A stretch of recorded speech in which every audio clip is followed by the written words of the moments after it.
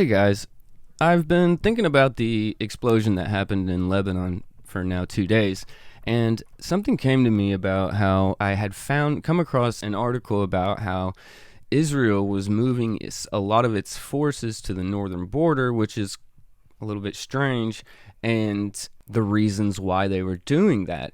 And I hadn't made the connection to the explosion in Lebanon until, if you'll remember, I shared that United States Army video. The EOD soldiers, they were destroying ammonium nitrate, which is generally used as a fertilizer, but they were calling it HMEs, or homemade explosives, and that's what the local nationals or the Al-Qaeda terrorists, that's what they would use to make a lot of their IEDs. And so they were collecting it and destroying it. That's why they were blowing up that big pile of fertilizer I showed you to demonstrate it also had the red smoke. Well, they needed to do that because it would put a huge dent in how they made their bombs, because then instead of going to a gardening center and buying it, they actually had to make their own, which made it a lot less bombs on the street. And it sounds like a big old pile of ammonium nitrate, which is also the main ingredient in homemade explosives, and quite a large amount of it, larger than the Texas plant that we had explode here back in 2013, by over 1,000 tons, like a large amount of what they called in that Army video homemade explosives, or HME. So it sounds like there was another move to destroy that. Here's why I made that connection to this article. How Iran and Hezbollah trapped Israel into staring down 150,000 rockets on its border that it can only counter at a terrible cost. The Israeli Defense Forces this week moved specialized military units to its northern border to reinforce its increasingly tense outposts along the borders with Lebanon and Syria. Israeli officials described it to Insider as the most significant buildup in years, prompted by fear of a major operation by Iran and its Lebanon-based proxy force Hezbollah. The movement shed light on Israel's impossible situation as long as its border with Lebanon, which bristles with as many as 150,000 rockets and missiles pointed at Israel. To the Israelis, the buildup is an intolerable threat, but also one it can only remove with huge loss of life and capital, which it has thus far been unprepared to commit. Israel has conducted scores of strikes against Iranian and Hezbollah positions in Syria and Lebanon since the outbreak of the Syrian civil war 8 years ago, but in historical terms, the border has still been quiet. Hezbollah has been occupied helping its allies, Iran and Syria, defeat the Syrian revolution. And see, this is why it was strange that they were moving forces to the north, because Hezbollah is occupied. They don't want a war with Israel right now. Insider sources in Israeli defense circles feel this relative calm may be about to end. The Iranians and Hezbollah have laid a very dangerous trap for us in the north, and I am not clear on how there can be a military solution to this crisis that would come at an acceptable cost, said a former Israeli official who remains closely briefed on Iranian projects in the region. It is militarily unacceptable that Hezbollah and Iran have 150,000 missiles and rockets pointed at Israel, said the official, who asked not to be named as he was criticizing the current Israeli government on national security matters. And to be honest, now that I think about it, most of that stuff would have probably been going up to Syria. The source is referring to Hezbollah's 3-decade-long program of developing hidden and protected missile and rocket launch sites throughout southern and eastern Lebanon that are nearly impossible to interdict with airstrikes. Hezbollah's leadership often says the rockets and missiles are meant to deter Israeli aggression against Lebanon. The group can pour dozens, if not hundreds, of rockets into Israel's settlements throughout the northern third of the country almost unimpeded. Larger, more advanced systems are capable of hitting the entire country. The former official said the IDF is not capable of conducting an operation in Lebanon to stop the rockets and missiles fast enough to avoid enormous political and economic damage. To do so would require a full-scale invasion of Lebanon that would send units deep into Hezbollah natural reserves to chase down individual launchers while also battling the group militarily. This would lead to huge numbers of casualties on the ground as well, and there's little reason to think the rockets could be stopped for weeks in this scenario. I'm not sure anyone could conduct this operation quickly enough to protect the Israeli people, the former official concluded. In 2006, Israeli forces were stunned to realize that the group had turned most of southern Lebanon into hardened fortifications that could not be seen by air. Avi, a former IDF intelligence official who asked to be identified only by his first name, said in 2006 it became clear that after the IDF withdrawal from Lebanon, Hezbollah had fortified fortified the entire south, and it would be foolish to think these defenses have not been substantially increased in the years since the fight. Hezbollah has designed its military capability very carefully and with a singular focus. As long as rockets are landing on Israel and Israeli people are living in bunkers, Hezbollah is winning. Hezbollah's leadership believes it can take the pain of a conflict longer than Israel can, and they are probably right. He describes Israel's counter-strategy as having three parts. The threat that in a true escalation, Israel would attack the entire Lebanese state, a fixed target, rather than Hezbollah forces which are hard to pin down.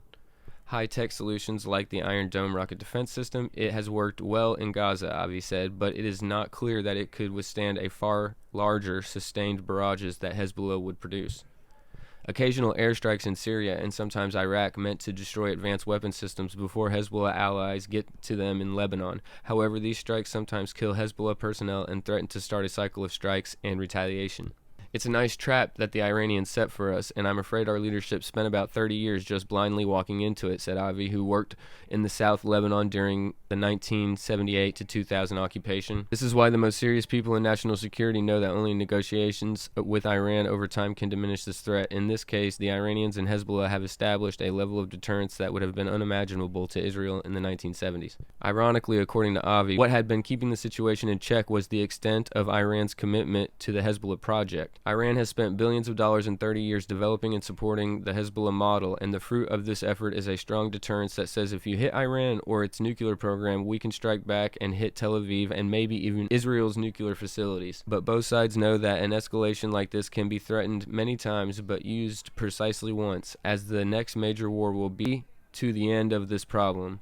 Iran did not develop this capability to use it lightly. And so we have this soft war that's been pushed up to the northern border. When Israel backed out of that area in Lebanon after their little ground war they had like a few years back, Hezbollah hardened all of that area with fortifications. And so now Israel's in kind of an untenable situation. It's kind of like a Cold War on the northern border.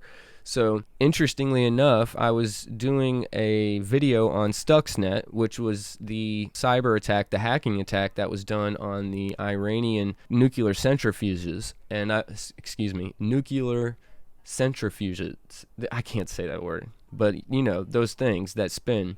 And the attack was done by hacking, and it was an incredible attack because it was the first time that digital code had caused physical damage to a facility. They automated a line of hacking code. They automated it and caused changes to a factory, which was pretty amazing. And I was going to do a video on that, and I was studying it because it's strategic warfare, right? Because there's all kinds of ways that you can have a strategic war, especially during a Cold War. So one of those ways would be cyber warfare, and we saw that in Iran with the attacks. You could go out on a limb and say Iran did have a few earthquakes right at their nuclear facilities, and that's a little bit suspect.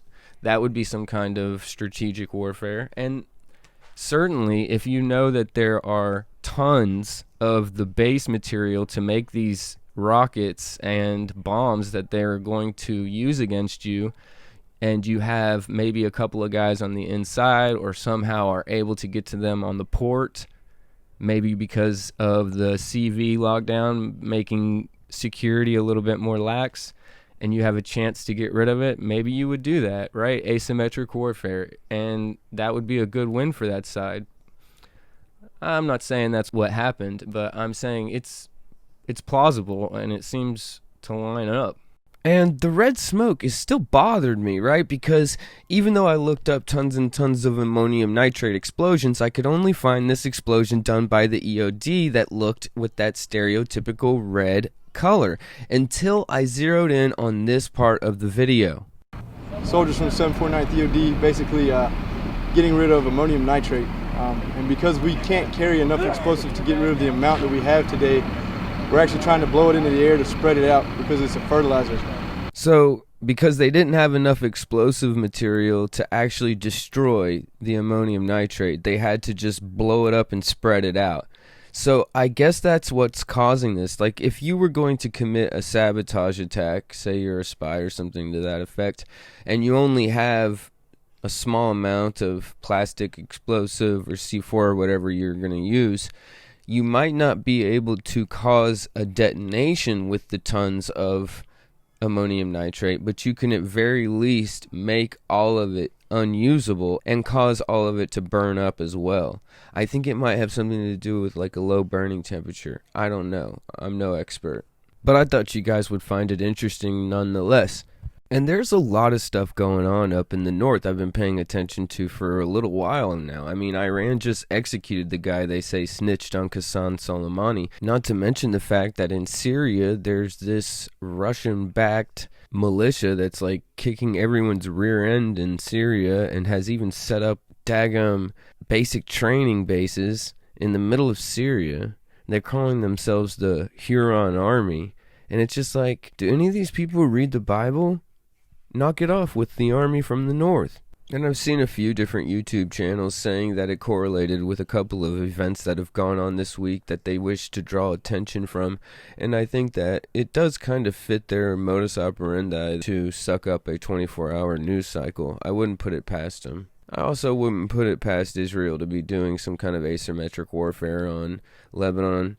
After all, just a week before this happened, they were talking to the news media about what kind of an untenable situation they found themselves in. Regardless, if there's an update, I'll throw it into another video, but this is the last video I'm going to make covering this one. I'll talk to you guys again soon. Like, share, and sub the channel. Alright, I'm out of here.